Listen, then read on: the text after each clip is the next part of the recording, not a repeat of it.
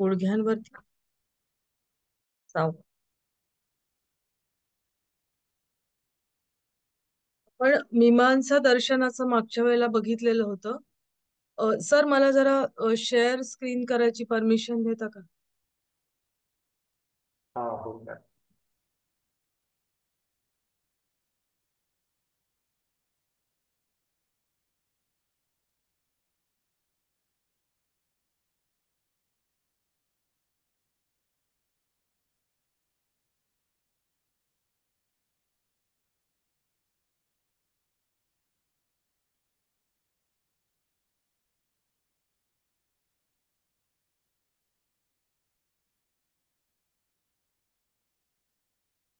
Okay.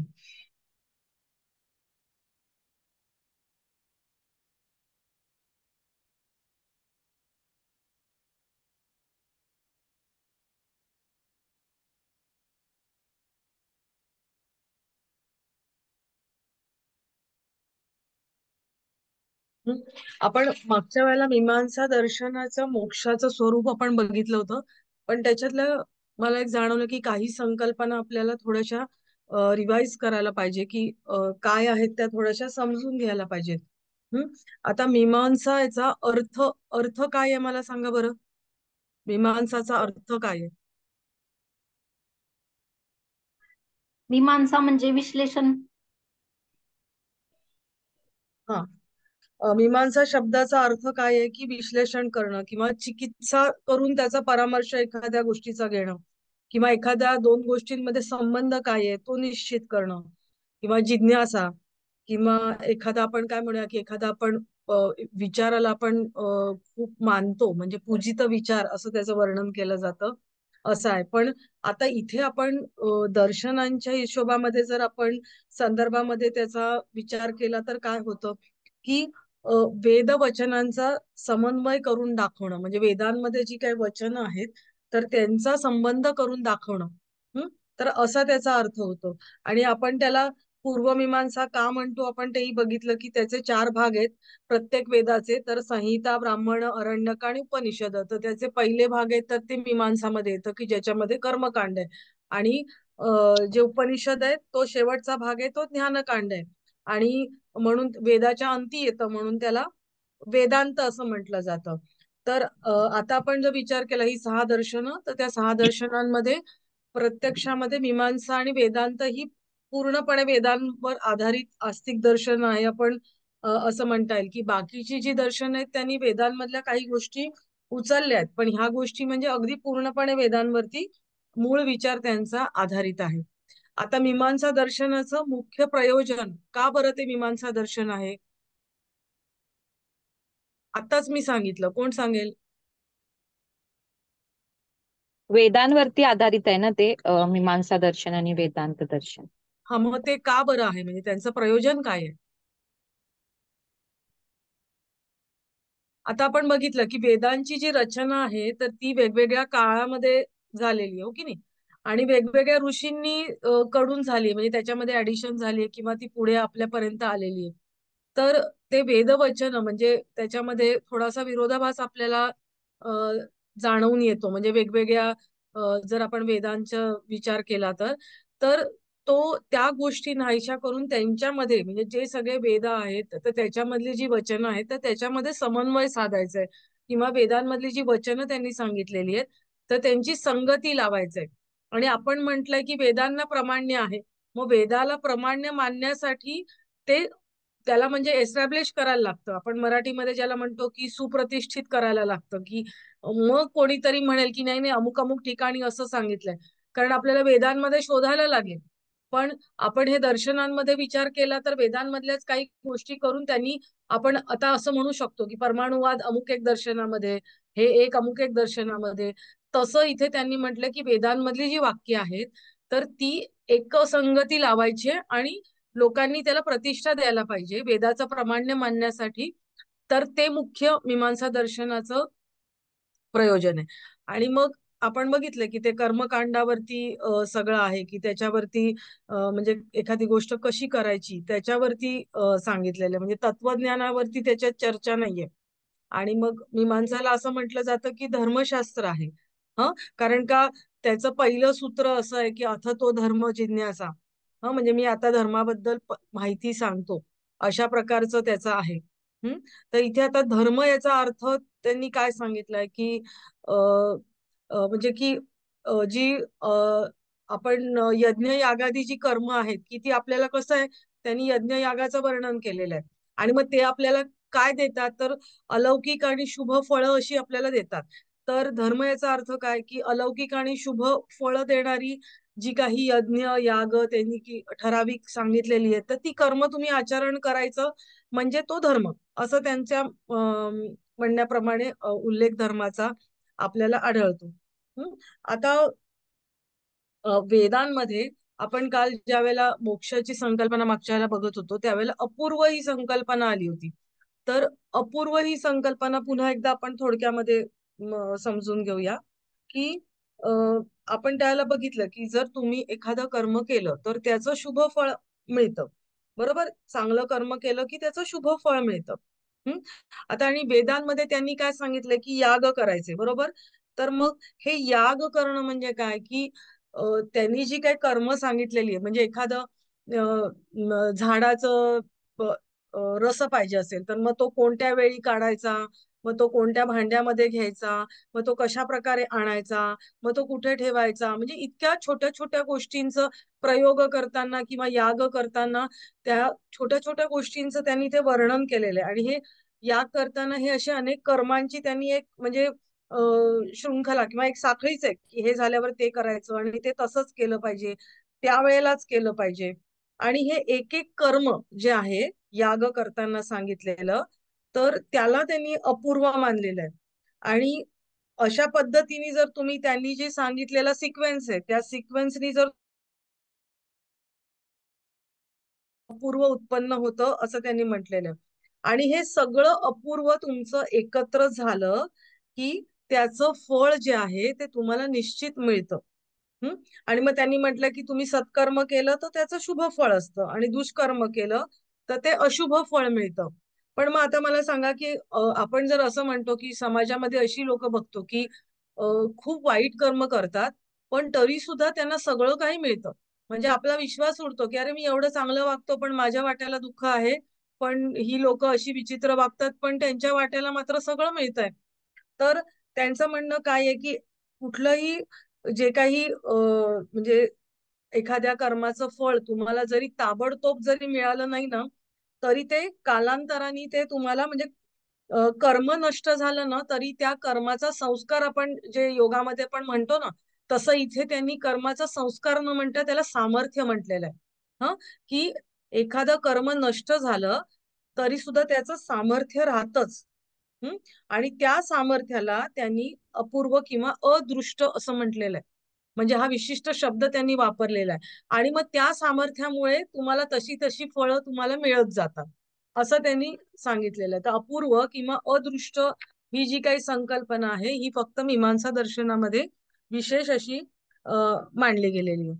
आता त्यांची कर्म काय आहेत, आता आपण जे कर्म म्हणतो ती कर्म आहेत का, तर नाही. इथे त्यांनी वैदिक कर्म सांगितलेली आहे. किंवा वेदवाक्य आहे तर ती काय आहे, तर ती आपण थोडक्यामध्ये समजून घेऊया. कारण या गोष्टी आपण प्रत्येक ठिकाणी कर्म किंवा ह्या गोष्टी येतात, तर या दर्शनाप्रमाणे कर्म काय आहे तर हे आपल्याला माहित असणं आवश्यक आहे. आता वैदिक कर्म आहेत तर ती किती प्रकारची असतात माहिती आहेत का तुम्हाला? वैदिक कर्म आधी पण तुमचा थोडाफार अभ्यास झालेला आहे प्रत्येक याचा. कोणत्या प्रकारची असतात माहिती आहेत का, किती प्रकारची असतात?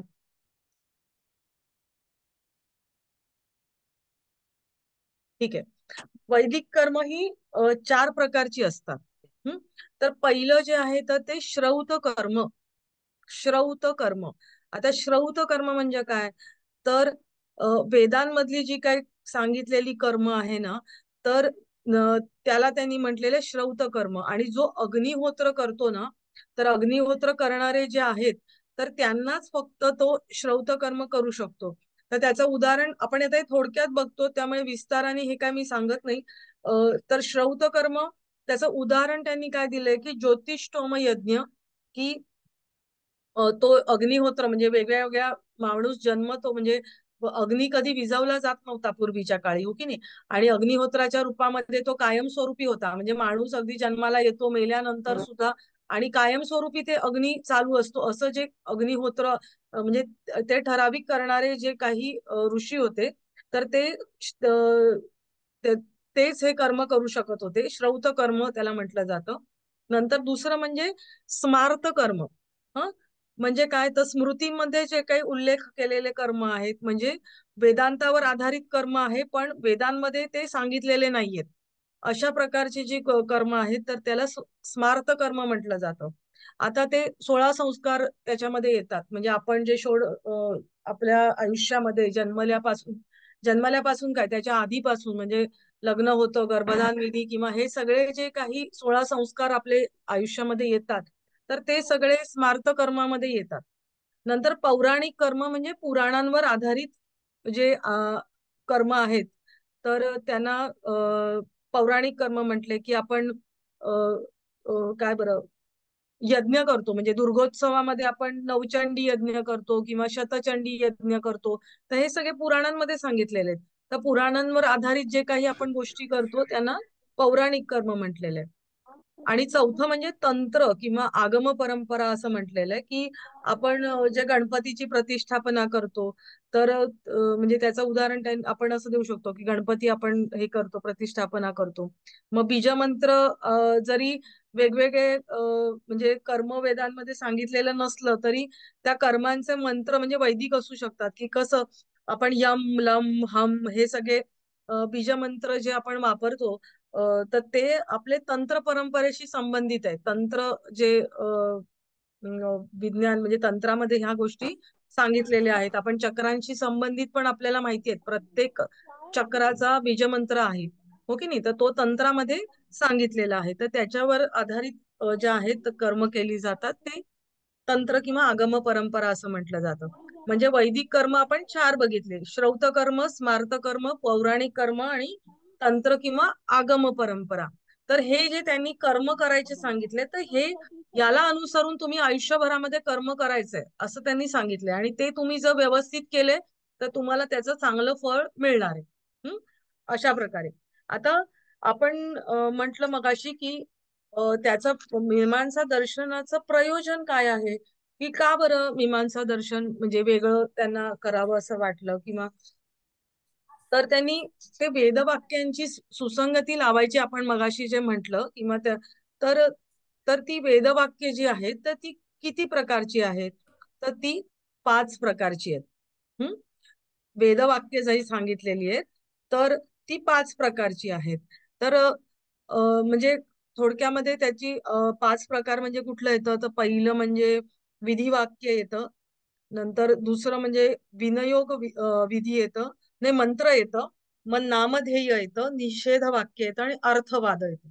आता आपण ते 5 प्रकार एक थोडक्यामध्ये आपल्याला माहित पाहिजे म्हणून आपण थोडंसं समजून घेऊया, की आता पहिलं म्हणजे विधी वाक्य म्हणजे काय.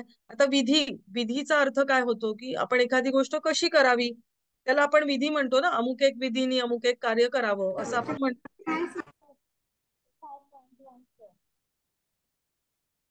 कोणी काय विचारतंय का? ओके, ठीक आहे, जरा म्यूट करा प्लीज.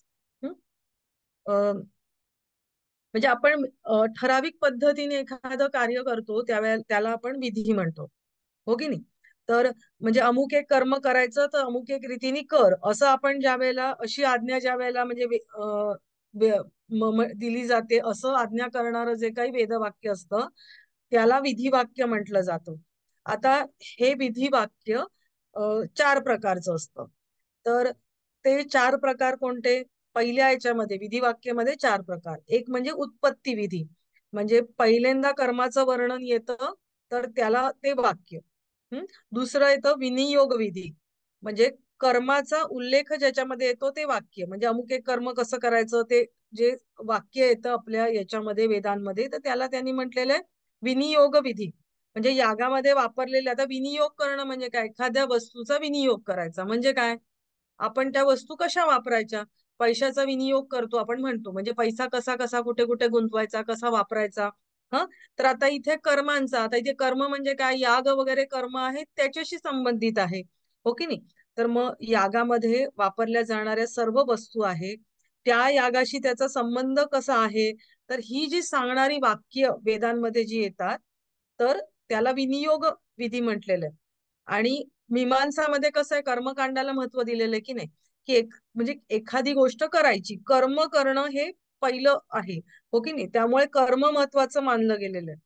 आणि मग याग करताना समजा एखाद्या देवतेचं नाव आलं की अमुक एक देवतेचं आवाहन करून करायचं, आता आपण एरवी ज्या वेळेला करतो त्यावेळेला देवतेला वरच्या स्थानावर ठेवतो, हो की नाही. पण याच्यामध्ये मीमांसामध्ये कसं होतं, की मीमांसामध्ये तुम्ही जे कर्म करतात ते पहिल्या स्थानावर असतं, आणि नंतर मग त्याच्या अनुषंगाने ज्या काही पर्जन्य देवता किंवा इतर इंद्र देवता किंवा इतर काही ज्या काही देवता येतात, तर त्या दुय्यम स्थानावरती येतात. तर हे विनियोग विधीमध्ये येतं. हं?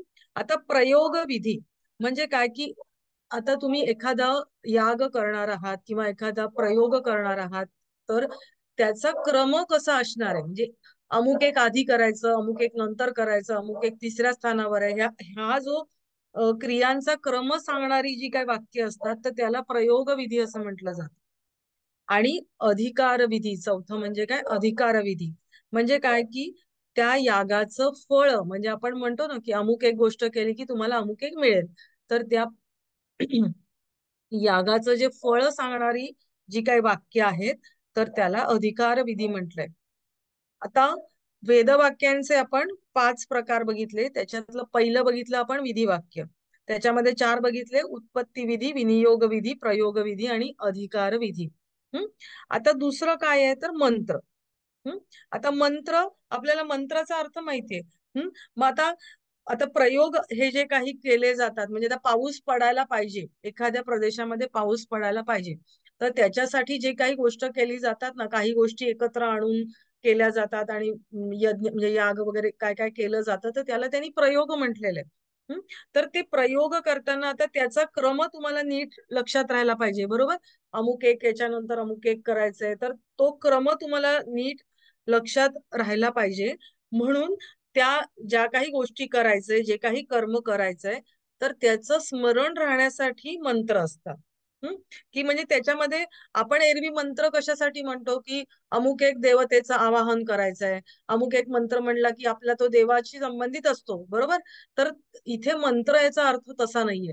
तर तुम्ही जी काही कर्म करणार आहात, प्रयोग करणार आहात, तर त्याच्यामध्ये तुम्हाला त्या कर्मांचा क्रम लक्षात राहायला पाहिजे, आणि म्हणून त्याचं स्मरण राहिलं पाहिजे, त्याच्यासाठी ते मंत्र असतात. हम्म आता तिसरं म्हणजे काय, नामध्येय. आता नामध्येय, नाम म्हणजे काय, नाव. मग त्या यागाचं नाव सांगणारी काही वाक्य असतात, वेदवाक्य, त्याच्यामध्ये त्याला नामध्येय म्हटलेले. निषेध वाक्य, आता निषेध म्हणजे काय करू नये ते सांगणारी वाक्य, बरोबर. म्हणजे निषिद्ध कर्म, म्हणजे हे करताना तुम्ही काय करायचं नाहीये, तर ती सांगणारी वाक्य, त्याला निषेध वाक्य म्हटलंय. आणि पाचवं म्हणजे काय, अर्थवाद. अर्थवाद म्हणजे काय, एखाद्या कर्माची स्तुती करणारं किंवा लाभ सांगणारं किंवा म्हणजे आपण जी काही क्रिया करतोय, तर त्याच्या अनुषंगाने प्रोत्साहन देणारी काही वाक्य तिथे आलेली असतात वेदांमध्ये, तर त्याला त्यांनी अर्थवाद असं म्हटलेलं आहे. तर आपण प्रत्येक वेळेला आपण कर्म, वैदिक कर्म म्हणतो किंवा वेदवाक्य म्हणतो, तर त्याच्या अंडर काय येतं हे आपण बघितलंय. आता हे तुम्हाला समजलेलं आहे का, म्हणजे हो. हम्म ठीक आहे. म्हणजे आपण आता ते कशाशी संबंधित आहेत वगैरे ह्या सगळ्या गोष्टी आता तुम्हाला समजलेल्या आहेत. आणि आपण मागच्या वेळेला कुमारील भट्ट आणि प्रभाकर यांची मतं काय आहेत, तर ती पण आपण बघितलेली होती. मागच्या वेळेला एक शेवटचा पॅरेग्राफ आपण, ओके. आणि काम्य कर्म आणि निषिद्ध कर्म जी काही आहेत ना, आता आपण वेदांताचा ज्या वेळेला अभ्यास करू, तर त्याच्यामध्ये मी ते लिहिलं होतं की आपण पुढच्या वेदांताच्या दर्शनामध्ये ते सगळी येणार आहेत, तर त्यावेळेला आपण ती पूर्ण अभ्यास करूया. ओके. तर याच्यामध्ये दोन्ही संप्रदायांच्या मताप्रमाणे मोक्षासाठी मनुष्याने काम्य आणि निषेध कर्माचा त्याग करून नित्य आणि नैमित्तिक कर्माचे आचरण केले आहे. म्हणजे ती आपण नेहमी जी काही कर्म करतो, संध्यावंदन वगैरे, आणि नैमित्तिक कर्म म्हणजे आपण जी काही आपल्याला म्हणजे अगदी बारशापासून जी सगळी काही काही कर्म सांगितलेली आहेत, तर ती तुम्ही कर्म करायची आहेत. आणि ती करताना निषेध कर्म आणि आपल्या मनात एखादी इच्छा ठेवून आपण जी काही की अमुक एक मला वस्तू पाहिजे म्हणून मी हे कर्म करतो, तर असं तुम्ही करायचं नाहीये. तर तुम्हाला मात्र पुण्य मिळू शकतं. हं अशा प्रकारे त्यांनी सांगितलेलं आहे. आता मोक्षाचं स्वरूपही आपण बघितले, ते पुन्हा रिपीट करायला पाहिजे का, की पुढे जाऊया आपण? पुढे जाऊया मॅडम. ओके. वेदांत दर्शन.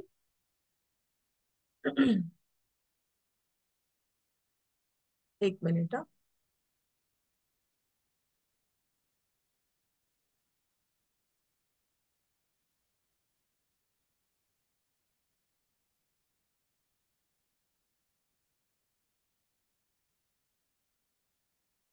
ओके.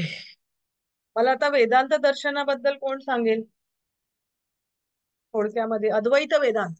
अद्वैत वेदांत, कारण आपल्याला स्पेसिफिकली अद्वैत वेदांताच्या दर्शनाप्रमाणे मुक्तीचं स्वरूप अशाच, कारण वेगवेगळे गोष्टी त्याच्या वेगवेगळे म्हणजे द्वैताद्वैत किंवा असे खूप प्रकार आहेत त्याच्यामध्ये.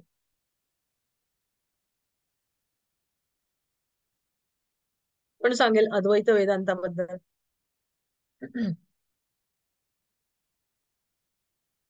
वेदांताचा अर्थ काय आहे आपण मगाशी बघितलं. वेदांचा सार, वेदांचा अंतिम भाग वेदांत. हा, वेदांचा अंत असणारी म्हणजे अंती म्हणजे शेवटची, वेद अंत शेवटी असणारी, आपण जे प्रत्येक वेदांचे 4 भाग आहेत आपण बघितले, तर वेदांच्या अंती काय आहेत? उपनिषद. आणि त्याच्यामध्ये काय सांगितलेलं आहे मला सांगा बरं.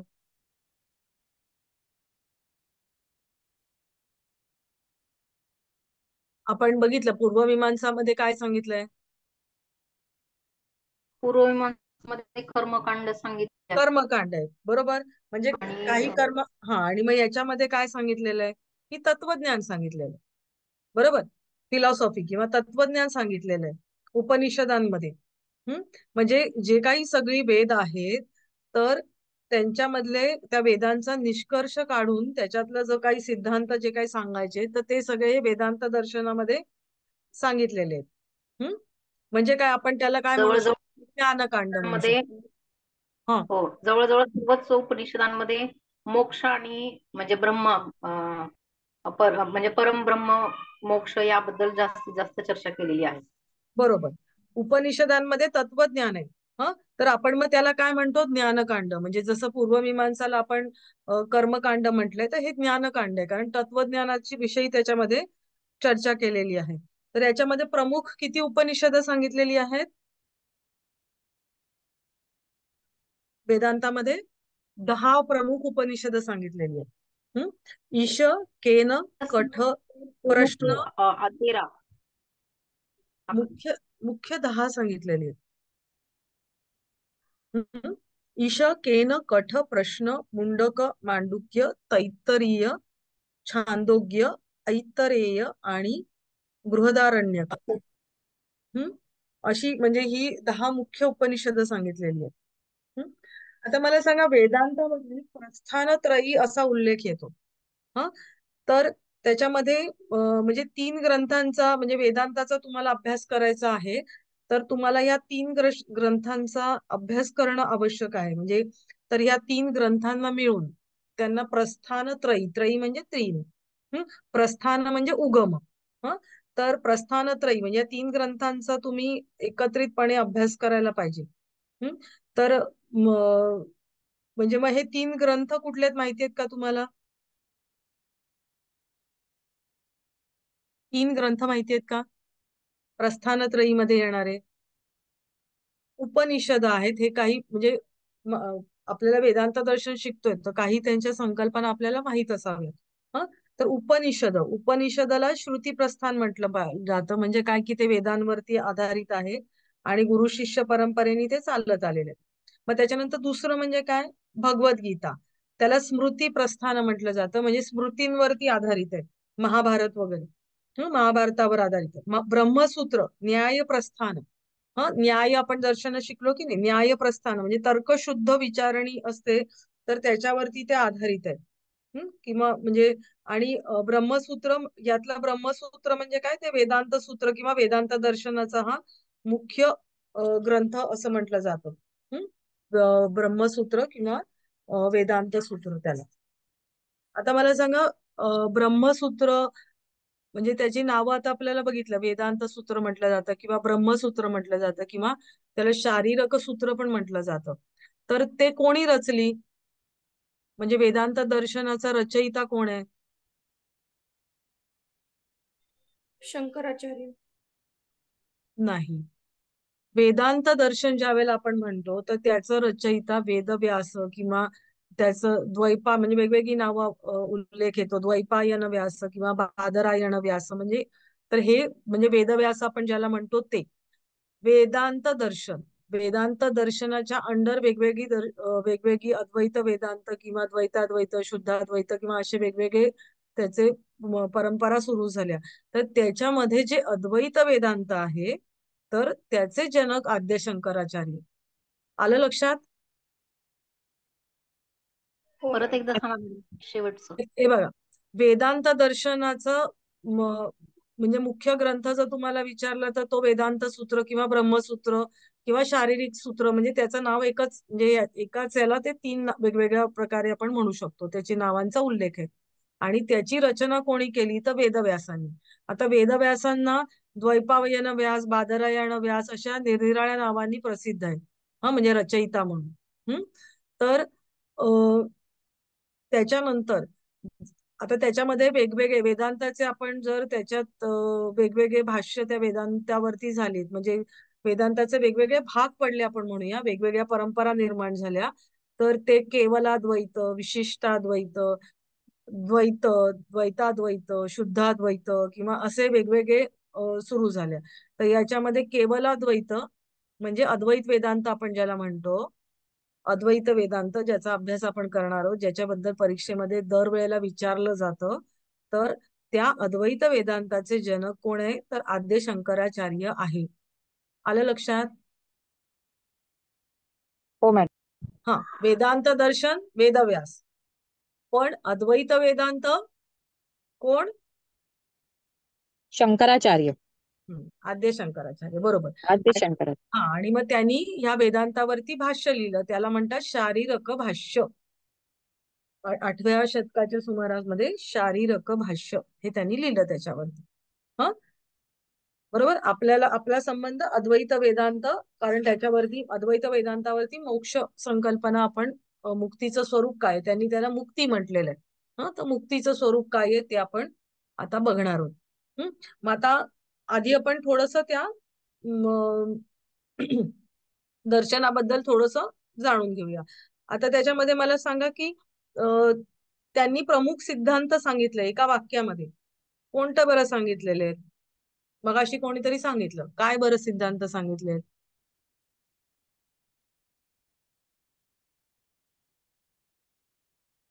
काय सांगितले?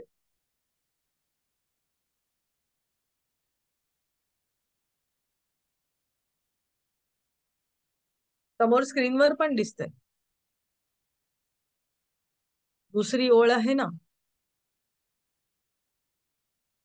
ब्रह्म सत्य जगन मिथ्या जीवो ब्रह्मैव ना परह. म्हणजे या वाक्यामध्ये त्यांनी सांगितलंय की काय, पहिलं म्हणजे काय सांगितलं की ब्रह्म सत्य, ब्रह्म सत्यम. म्हणजे त्यांनी काय त्या श्लोकामध्ये म्हटलं, श्लोकार्धेन प्रवक्ष्यामि यद्युक्तम ग्रंथ कोटिवी. तुम्ही कोटी कोटी ग्रंथांचा अभ्यास केला तरी त्याचं सार काय आहे, त्या अर्ध्या श्लोकामध्ये काय आहे सार ते, तर ब्रह्मसत्यम जगन्मिथ्या जीवो ब्रह्मैव ना परह. हे त्यांचं म्हणजे याच्यामध्ये त्यांनी सगळे त्यांचे सिद्धांत, त्याच्यामध्ये प्रमुख सिद्धांत जे आहेत तर ते याच्यामध्ये त्यांनी सांगितलेले. तर ब्रह्म सत्य, ब्रह्म हेच सत्य आहे, हा त्यांचा पहिला सिद्धांत आहे. कारण आपण पुढे जाणार आहोत तर आधी त्यांची बेसिक कन्सेप्ट काय आहे हे आपल्याला माहिती पाहिजे. कारण आपण जसं म्हटलं की आधी बंधनात आहे तर बंधन काय आहे माहिती पाहिजे, आणि त्याच्यानंतर मग आपल्याला मोक्ष कसा मिळणार आहे ते तुम्हाला माहिती पाहिजे, हो की नाही? तर त्या दर्शनाची मूळ संकल्पना आपल्याला आधी माहिती पाहिजे. तर सत्य म्हणजे, आणि मग त्यांनी सत्य कशाला म्हटलेलं आहे की जे सत्य कसं असतं, तर ते नित्य कायमस्वरूपी असतं, की ज्याचा कधीही नाश होत नाही. मग असं कुठलं सत्य आहे की ज्याचा नाश होत नाही? तर ब्रह्म. त्याला त्यांनी काय म्हटलेलं आहे? ब्रह्म म्हटलेलं आहे. हम्म. आता आता त्यांनी म्हणजे त्याचं वर्णन करताना अनेक विशेषण त्यांनी त्याच्यासाठी वापरलेली आहे, की आता हे ब्रह्म कसं आहे, तर हे सत्य आहे, नित्य आहे, शुद्ध जाणीव आहे, चैतन्य आहे किंवा सर्वव्यापी आहे, आपण सर्व वेद्य आहे, स्वयंप्रकाशी आहे, निर्गुण आहे, निराकार आहे, साक्षी, म्हणजे जी जी काही वर्णन, अशी सगळी बरेच शब्द त्याला वापरलेले आहेत. आणि हे ब्रह्म कसं आहे, तर सच्चिदानंद स्वरूप आहे. कसं आहे हे तुम्हाला लक्षात ठेवायचंय. ब्रह्म कसं आहे? सच्चिदानंद स्वरूप. सत, चित आणि आनंद स्वरूप आहे. हम्म. तर म्हणजे अशा प्रकारे अद्वैत वेदांत दर्शनाने ब्रह्माचं वर्णन जे आहे तर ते केलेलं आहे. आता त्यांचं दुसरं काय आहे? जगन मिथ्या. आता जगन मिथ्यामध्ये काय अर्थ येईल बरं? काय अर्थ येईल? मिथ्या म्हणजे काय? मिथ्या म्हणजे काय? आपण मिथ्या बोलणं म्हणजे काय? खोटं आहे आपण म्हणतो ना, की ज्याला काही गोष्टींना अस्तित्वच नाही, अशा प्रकारचं, हो की नाही? आपण खोटं बोलू नको. मिथ्या हा शब्द त्याच्यासाठी वापरतो, की आता त्यांनी जर म्हटलंय की ब्रह्म हे सत्य आहे, मग हे आजूबाजूचं जग जे आहे किंवा दृश्य जग आपल्याला जे दिसतंय, ह तर मग ते जग काय आहे? तर ते मिथ्या आहे, असा त्यांचा सिद्धांत आहे, की ब्रह्मच हे एकमेव सत्य आहे आणि आजूबाजूला जे दिसतंय दृश्य जग ज्याला म्हटलं जातं, तर ते मिथ्या आहे. असं त्यांचा सिद्धांत सांगतो. आता इथे म्हणजे आता मिथ्या म्हणणं, आता आपण असं म्हणूया का, म्हणजे आता मला लॅपटॉप समोर आहे तर तो मिथ्या आहे, मला दिसत नाहीये, तो नाहीये, आपण असं म्हणू शकतो का? किंवा तुम्ही आहात तिकडे किंवा आजूबाजूला आपलं घर आहे, घरातली माणसं आहे, हे सगळं, तर ते मिथ्या आहे म्हणजे त्याचं अस्तित्व नाहीये असा अर्थ होतो का? मला सांगा बरं. अ असा अर्थ होईल का त्याचा? होऊ शकतो का? नाही मॅडम. मग काय होऊ शकतो? मिथ्या आहे याचा अर्थ तुम्ही थोडा नाही. विचार करा ना. काय होऊ शकतो? जग मिथ्या आहे याचा अर्थ काय होऊ शकतो? आजूबाजूचं तुम्हाला जे काही दिसतंय, ह तर आता त्या एक ब्रह्म सत्य आहे, कायमस्वरूपी आहे. कायमस्वरूपी आहे हा मी शब्द वापरलाय. आणि दृश्य जगही मिथ्य आहे. म्हणजे काय?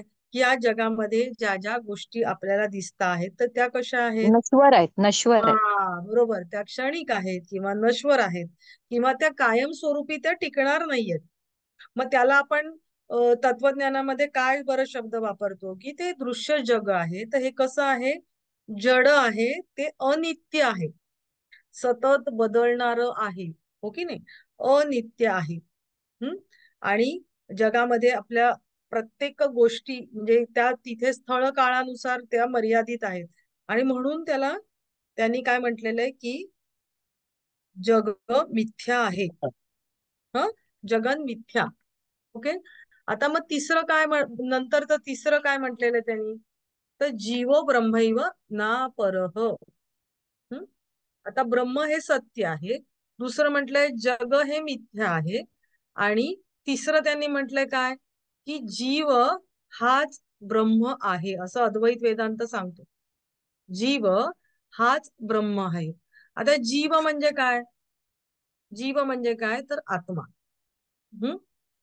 आत्मा. मोस्ट ऑफ द फिलॉसॉफी म्हणजे आपल्याला आपल्याला जे जे काही आपण जो विचार करतो तो बराचसा विचार हा वेदांत दर्शनाप्रमाणे असतो. तर आपल्याला आत्मा असं त्यांनी म्हटलेलं आहे, जीवाला त्यांनी आत्मा म्हटलेलं आहे. आता आपण आपल्या आजूबाजूला ज्या काही गोष्टी घडत असतात, हा तर त्याचा अनुभव कोण घेत असतो? साक्षी. आता इथे आपण ब्रह्म, आत्मन असे शब्द येणार आहेत या दर्शनामध्ये, हो की नाही? आपण कसं सांख्यामध्ये प्रकृती पुरुष हे शब्द होते, आता इथे ब्रह्मन, आत्मन वगैरे असे शब्द येणार आहेत. तर आपल्या आजूबाजूला ज्या काही गोष्टी घडत असतात तर त्याचं साक्षी भावाने जो काही अनुभव घेत असतो तो कोण असतो? तर तो आत्मा असतो. कळलं का? ह ही गोष्ट कळते का? आपल्या आजूबाजूला ज्या काही गोष्टी, म्हणजे मी वाचते, मी सुगंध घेते, मी जेवते, किंवा काही गोष्टी आजूबाजूला घडतात आहे, तर त्याचा जो काही आपण अनुभव घेत असतो डे टू डे लाईफ मध्ये, तर त्या गोष्टींचा अनुभव घेणारं, साक्षी भावाने अनुभव घेणारं कोण असतं? तर तो आत्मा असतो. कळलं हे? ह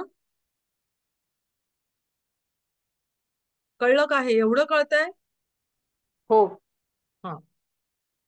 आता आपल्या बघा, आपल्या चित्तामध्ये अनेक विचार येत असतात. आपण वृत्ती ज्याला म्हणतो, की अ, एक वृत्ती निर्माण झाली, मग दुसरी निर्माण होते.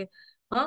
मग आता ह्या सगळ्या वृत्ती निर्माण होत असतात, तर अ, त्या निर्माण पण होतात आणि संपतात पण, नष्ट पण होतात. हा. तर मग अ, जे आता ह्याच्यातनं तुम्हाला आत्मज्ञान तुम्हाला पाहिजे असेल, तर आत्मज्ञान होण्यासाठी तटस्थपणे बघणारी कोणतरी व्यक्ती पाहिजे ना, हो की नाही? तर त्याला त्यांनी आत्म म्हणले, म्हणून आपण साक्षी भाव मगाशी शब्द मी वापरला. तर साक्षी भावाने आपल्या विचारांकडे किंवा या वृत्तींकडे बघणारं जे काही तत्व आहे, त्याला त्यांनी आत्मा म्हटलेलं आहे. आणि आता हा आत्मा पण कसा असतो? तर हा आत्मा सुद्धा नेहमीच, म्हणजे नित्य आहे, नित्य स्वरूपी आहे, शुद्ध आहे, बुद्ध आहे, मुक्त आहे, असा त्याचा स्वभाव आहे. असं त्यांनी म्हटलेलं आहे. आता आपण प्रत्येक पंचकोश ही संकल्पना तुम्हाला झालेली आहे. पंचकोश संकल्पना. हो. हा. मग मला सांगा, ही कुठे बरं मांडली गेलेली आहे? कुठून घेतली आहे ही पंचकोश संकल्पना? पंचकोश उपनिषद. कोणत्या उपनिषदामधून? आता तुम्ही पंचकोशावरती तुम्हाला उत्तर लिहायचं असेल, तर तुम्हाला हे माहिती पाहिजे की ही कुठून उपनिषद तैत्तरीय उपनिषदामधून घेतली. एक मिनिट.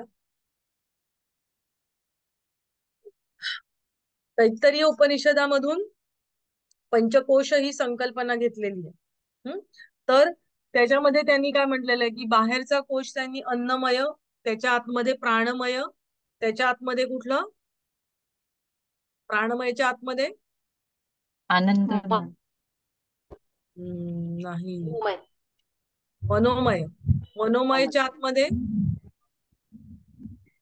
मनोमयच्या आतमध्ये आनंदमय, विज्ञानमय. विज्ञानमय.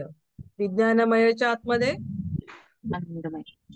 आनंदमय. आनंदमय. एक लक्षात घ्या, तुम्ही MA चा अभ्यास करता आहात, तर पंचकोश ही संकल्पना तुम्हाला माहितीच असली पाहिजे. कारण तुम्ही वेगवेगळ्या डिसीजचा अभ्यास थेरपीचा अभ्यास करता, योग थेरपीचा. तर त्यावेळेला योग थेरपीचा अभ्यास करताना तुम्हाला एखाद्या डिसीज वरती जर तुम्हाला योगानुसार तुम्हाला काही गोष्टी सुचवायच्या असतील, काय करायला पाहिजे, तर प्रत्येक कोशानुसार तुम्हाला त्याची साधना द्यायला लागते. आणि मग त्याच्यासाठी तुम्हाला एकानंतर दुसरा कोश कोणता आहे हे आधी बेसिक माहिती असलं पाहिजे. आणि त्या कोशाला प्रत्येक कोश चांगला होण्यासाठी कोणती साधना असते योगामध्ये, तेही तुम्हाला माहिती असणं गरजेचं आहे. आता इथे आपण वेदांताचा अभ्यास करतो आहोत, तर तैत्तरीय उपनिषदानुसार आपण माणसाचं जे काही अस्तित्व आहे, मानवाचं अस्तित्व आहे, तर ते कसं सांगितलेलं आहे? पंचकोशात्मक सांगितलेलं आहे. तर ते पंचकोश मध्ये बाहेरच्या बाजूला येतो अन्नमय कोश. अन्नमय म्हणजे आपलं शरीर, जो अन्नावरती त्याचं भरण पोषण होत असतं. आणि त्याच्यानंतर आतमध्ये प्राणमय कोश, प्राणावरती ज्याचं भरण पोषण होत असतं. त्याच्यानंतर त्याच्या आतमध्ये मनोमय कोश, मनाशी संबंधित आहे. त्याच्यात आतमध्ये आहे विज्ञानमय कोश. विज्ञान म्हणजे विशेष ज्ञान, म्हणजे तिथे काय येतं, काय करावं, काय करू नये, हे जे काही सांगितलं जातं, हे बुद्धीच्या स्तरावरती सांगितलं जातं. तर तिथे येतो तो विज्ञानमय कोश. आणि त्याच्या आतमध्ये आहे आपला अंतरीचा स्थायी भाव जो आहे, तो म्हणजे आनंदमय कोश. आणि ह्या आनंदमय कोशाच्या आतमध्ये राहतो, त्याला म्हटलेलं आहे आत्मा. आलं लक्षात? हो मॅडम. नक्की. जीवो हो. ब्रह्मैव ना परह, म्हणजे जीव हा ब्रह्मस्वरूपच आहे. आता तुम्ही एक सांगा, मडकं नेहमी हे उदाहरण दिलं जातं की अं, आपल्या आजूबाजूला हवा आहे, बरोबर. हम्म. आणि एक जर मडकं मी घेतलं, तर त्या मडक्यामध्ये हवा आहे की नाही? मडक्यामध्ये हवा आहे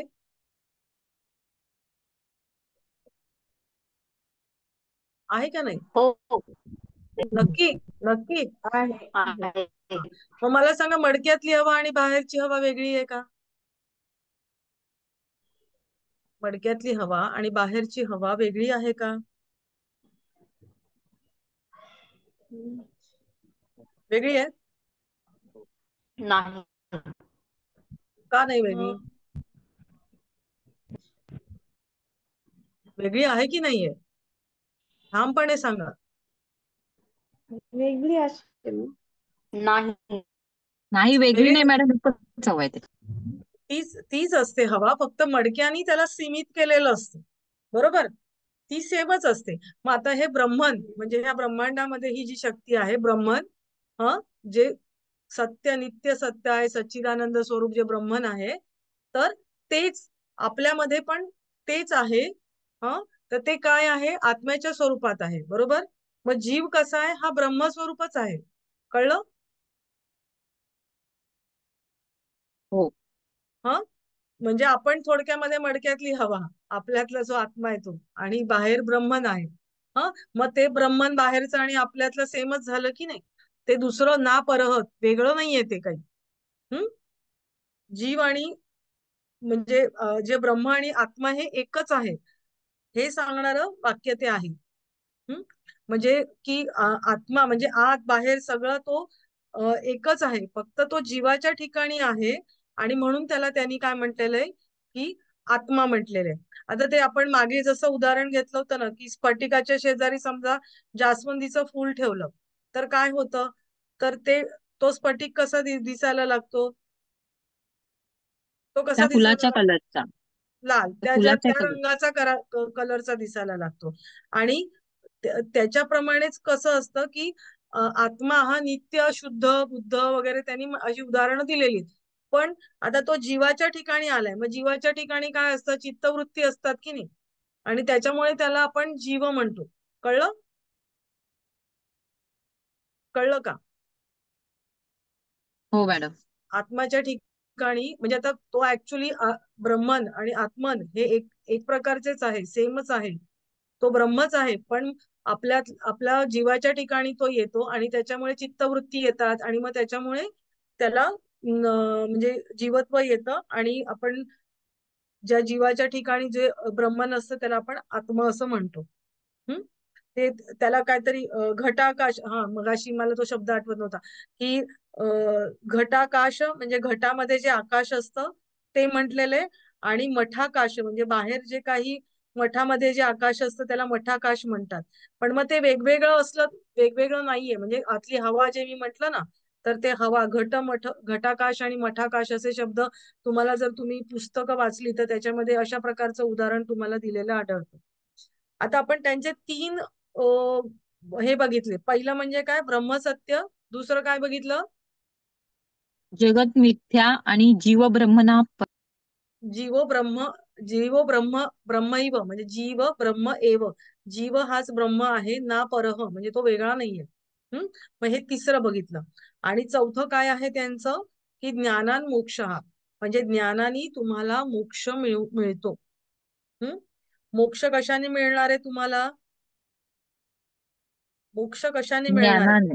ज्ञानाने. ज्ञानकांड आहे ना, हे ज्ञानकांड म्हटलेलं आहे, तत्वज्ञानावर आधारित आहे, बरोबर. मग तुम्हाला मोक्ष कशाने मिळणार आहे? की ज्ञानानेच तुम्हाला मोक्ष मिळणार आहे, हा चौथा सिद्धांत आहे. हम्म. आता याच्यामध्ये त्यांनी काय म्हटलेलं की प्रत्येक वेळेला मोक्ष मिळतो म्हणजे त्या ठिकाणी अज्ञान असतो की नाही? अज्ञान पहिलं तिथे अज्ञान असतं, अविद्या असतं. आपण बघितले वेगवेगळ्या दर्शनांमध्ये वेगवेगळी नावं आहेत त्याला, हो की नाही?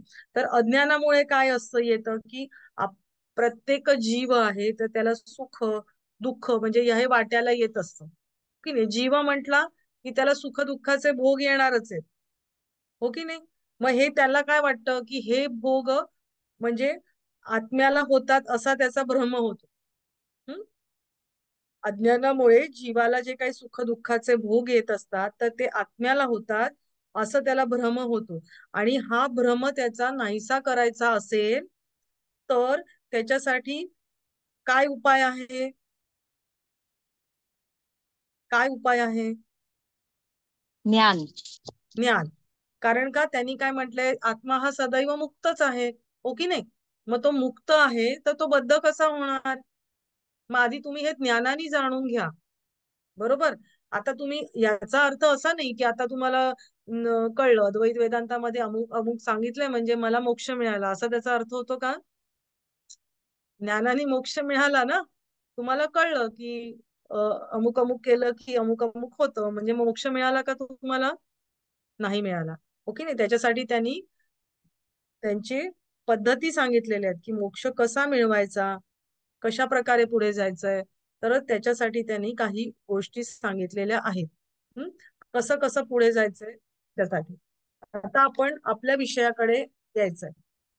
इथपर्यंत आपल्याला सगळं मला वाटतं प्रस्तावनेचा भाग समजलेला आहे सगळ्यांना. कारण तो पुन्हा पुन्हा पुढे येतो आणि मग आपल्याला मागे जायला लागेल जसं मीमांसाच्या बाबतीत झालं तसं.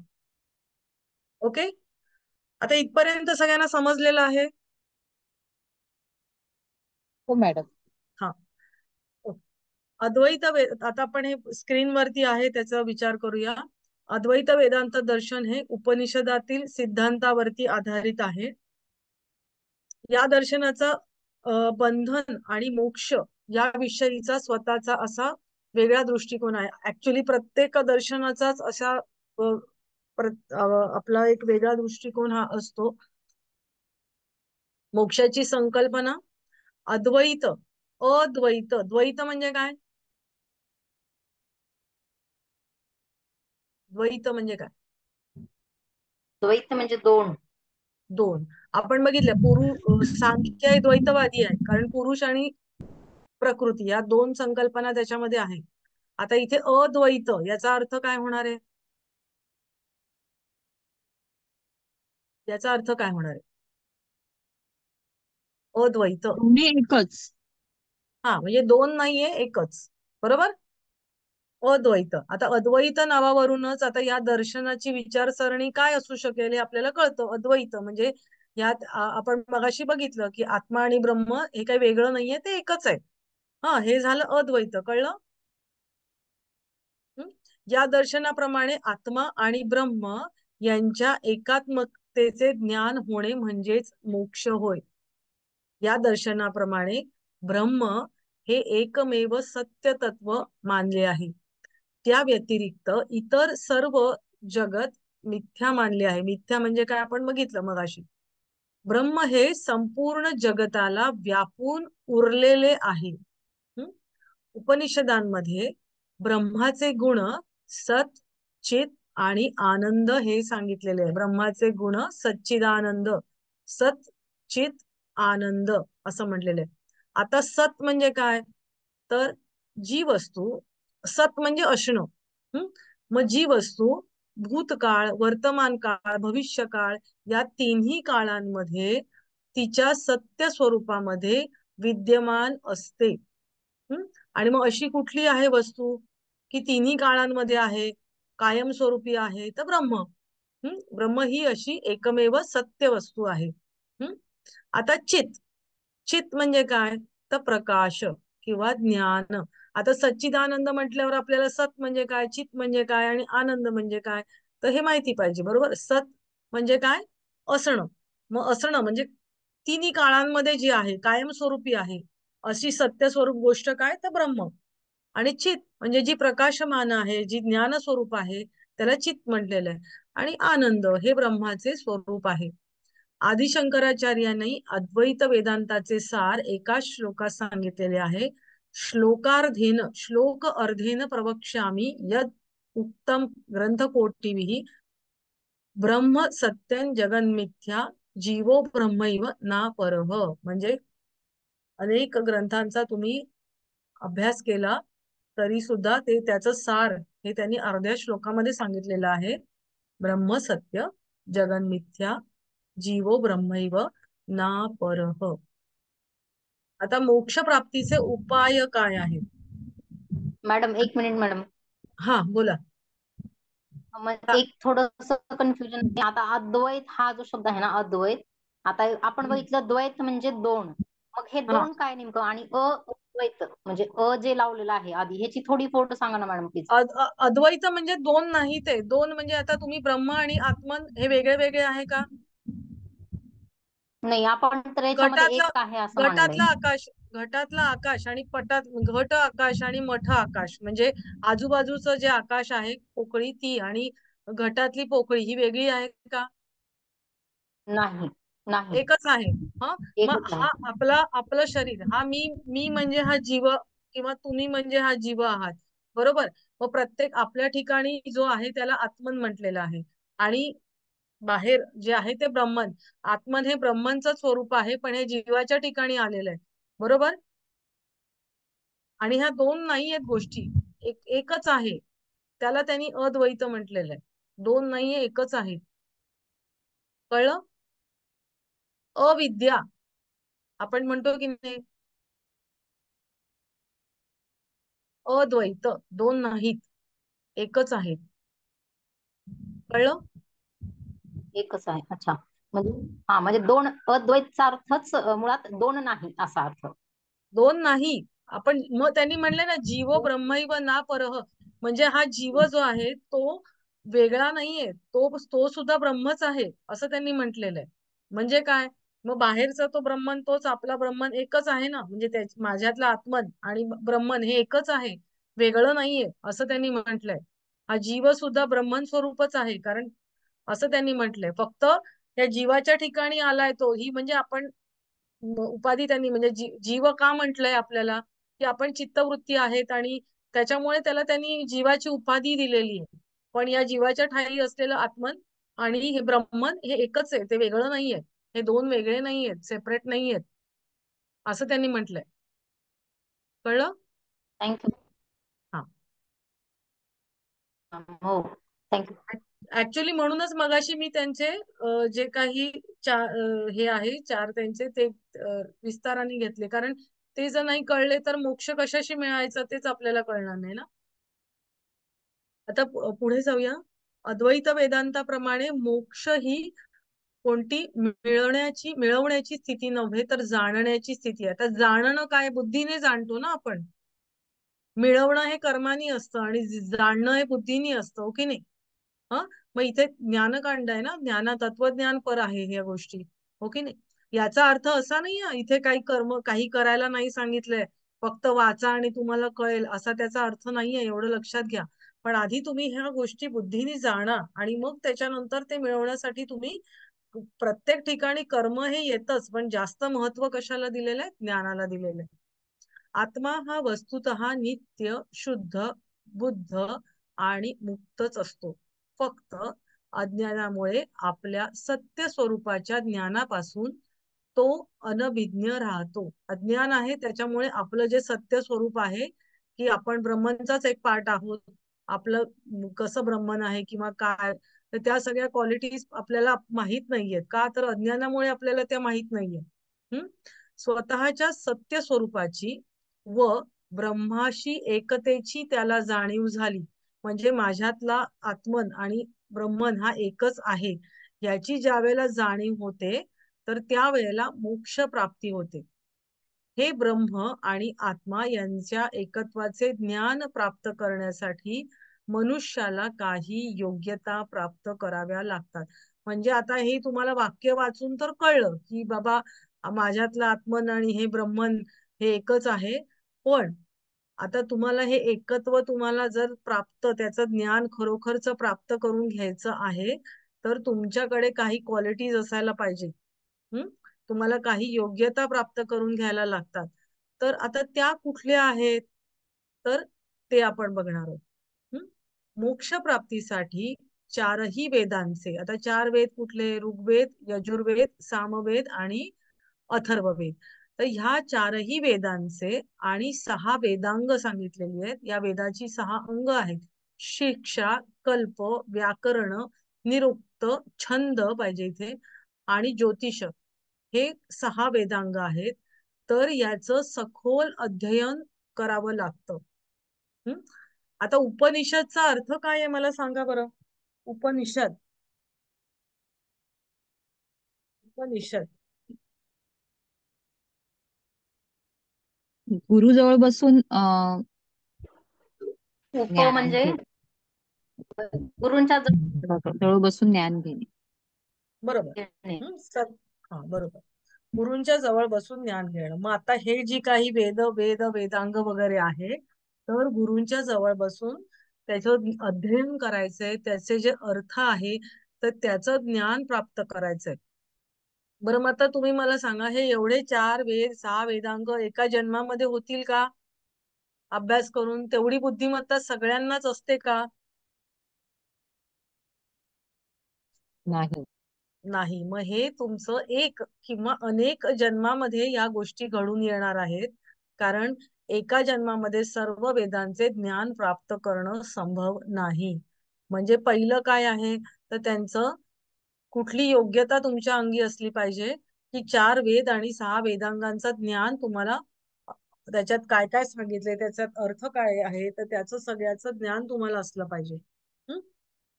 मग आता दुसरं काय आहे, तर मोक्ष प्राप्तीसाठी काम्य आणि निषिद्ध कर्मांचा त्याग करून नित्य, नैमित्तिक, प्रायश्चित्त आणि उपासना या कर्मांचे अनुसरण करावे. वैदिक शास्त्रांमध्येही 6 प्रकारची कर्मे सांगितली आहेत. आपण मागच्या याच्यामध्ये बघितलं होतं की आपण ते, आता तिथे तुम्हाला मीमांसा दर्शनामध्ये पण ही तुम्ही डिस्क्राईब करू शकता, पण एकाच ठिकाणी लिहायची म्हणून मी इथे लिहिलेली आहे ती. तर ती काय आहे? काम्य कर्म, काम्य कामना करणं, ज्योतिष्टोम यागसारखी काम्यकर्मे आहेत, ज्याच्या अनुष्ठानाने व्यक्तीला स्वर्ग इत्यादी इच्छित फळ प्राप्त होते. या कर्मामुळे पुनर्जन्माची प्राप्ती होते. त्यामुळे या कर्माचा त्याग केला पाहिजे. आता त्यांनी काम्य म्हणजे मनामध्ये इच्छा धरून तुम्ही काही याग वगैरे सांगितलेले आहेत. तर अशा जे काही याग आहेत, तर अशी जी काही कर्म आहेत, तर त्याचा तुम्ही त्याग केला पाहिजे. आणि म्हणून त्यांनी उदाहरण काय दिलेलं आहे, की ज्योतिष्टोम यज्ञ, की ज्याचं तुम्ही, आणि तो का करायचा, की चला मला स्वर्गाची प्राप्ती करायची आहे, आणि तर त्याच्यासाठी त्यांनी हे सांगितलेलं आहे. दुसरं काय, तर निषिद्ध कर्म. आता निषिद्ध म्हणजे काय, की जी कर्म नाही करायची ती कोणती, कोणाला मारणं, हिंसा करणं. आता ह्या कर्मांमुळे काय होतं, तर म्हणजे ह्या प्रकारची कर्म म्हणजे एखाद्याला पीडा देणं, थोडक्यात की नरक किंवा अनिष्ट गोष्टीची प्राप्ती होते, आणि त्यामुळे निषिद्ध कर्मांचाही त्याग केला पाहिजे.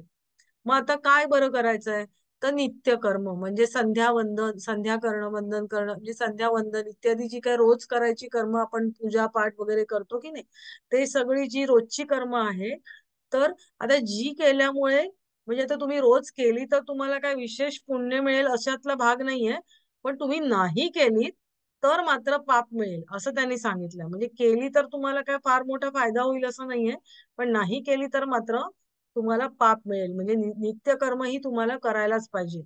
हम्म. नैमित्तिक कर्म म्हणजे घरामध्ये जन्माला आलं, एखादं अपत्य जन्माला आलं, तर जातेष्टी नावाचा याग केला जातो. म्हणजे विशिष्ट प्रसंगी विशिष्ट याग केले जातात आपल्या आयुष्यामध्ये, तर त्यांना त्यांनी म्हटलेलं की नैमित्तिक, म्हणून नित्य नैमित्तिक कर्म करावी असं सांगितलेलं आहे. प्रायश्चित्त कर्म, तर प्रायश्चित्त कर्म आपल्या महाराष्ट्रामध्ये ज्ञानेश्वरांबद्दलचं माहित आहे तुम्हाला? प्रायश्चित्त त्यांच्या वडिलांना दिलं होतं, हो की नाही? धर्म हो संस्था, मॅडम. हा, धर्माच्या बैठकीत तिथे सगळे येऊन त्यांनी ते म्हणजे एखाद्याच्या हातून गैरवर्तन झालं असं जर त्यांना आढळलं, तर ते प्रायश्चित्त देत असत धर्मशास्त्रानुसार, अशा प्रकारे. तर प्रायश्चित्त कर्म एखाद्या हातून एखादे पाप घडल्यानंतर पाप नष्ट होण्यासाठी व त्याच्या प्रायश्चित्तासाठी केली जाणारी. आता मग त्याचे उदाहरण काय दिले त्यांनी, चांद्रायण किंवा अशी काही कर्म आहे, तर ती त्यांनी सांगितलेली. म्हणजे कुठलं काय केलं तर त्याला काय प्रायश्चित्त, अशा प्रकारे उल्लेख आहे त्याचे. उपासना कर्मे सांगून ब्रह्माची मानस उपासना किंवा ध्यान करणं, याला त्यांनी उपासना कर्म म्हटलेलं आहे, की ब्रह्माची मनाने तुम्ही उपासना करायची, ध्यान करायची, अशा प्रकारचं. आता ही 6 कर्मे बघितली आपण. या 6 कर्मांमधलं काम्य आणि निषिद्ध कर्माचा त्याग करावा आणि नित्य नैमित्तिक प्रायश्चित्त आणि उपासना कर्मांचं आचरण करावं. आता हे 2 आपण गोष्टी बघितल्या. पहिलं काय बघितलं आपण?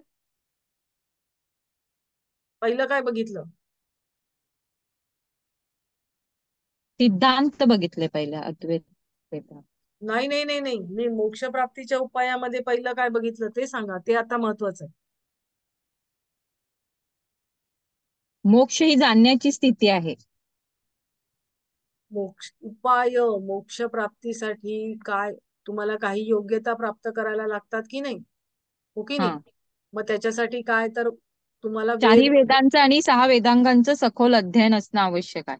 बरोबर, ते तुम्हाला त्याचं ज्ञान असलं पाहिजे. आणि मग त्याच्यानंतर दुसरं काय आहे, की मोक्ष काम्य आणि निषिद्ध प्राप्तीसाठी कर्माचा त्याग करायचा आणि बाकीचे जे कर्म आहेत म्हणजे नित्य नैमित्तिक कर्म, नि- नित्य नैमित्तिक कर्म, प्रायश्चित्त कर्म आणि उपासना कर्म ही करायचे आहेत आपल्याला. हा, बरोबर. हम्म. आता तिसरं, मोक्ष प्राप्तीसाठी साधन चातुष्ट्याचे आचरण करावे. चतुष्टय म्हणजे काय? चतुष्टय म्हणजे काय? त्याच्यामध्ये काय किती गोष्टी येतील? 4. 4. बरोबर. हम्म. मग आता तुम्हाला म्हणजे लक्षात ठेवायचे की याच्या 4 आल्या पाहिजेत लिहिताना. अद्वैत वेदांतामध्ये 4 साधने म्हणजे साधनं म्हटलेले आहेत ना, तर 4 साधने मोक्षासाठी उपकारक मानली गेलेली आहेत. म्हणून त्याला नाव त्यांनी काय दिलंय? साधन चतुष्टय. बरोबर. मग ते कुठले आहेत? तर नित्य, अनित्य, वस्तू विवेक, असं त्यांनी सांगितलेलं आहे. नित्य, अनित्य, वस्तू विवेक. आता नित्य म्हणजे काय? आपण तत्वज्ञानाचा विचार करतो. नित्य म्हणजे काय? नित्य शब्द कशाला म्हणतात? की जे कायमस्वरूपी आहे ते. बरोबर. शाश्वत. शाश्वत. मग ते इथे वेदांताप्रमाणे ते कोणतं आहे?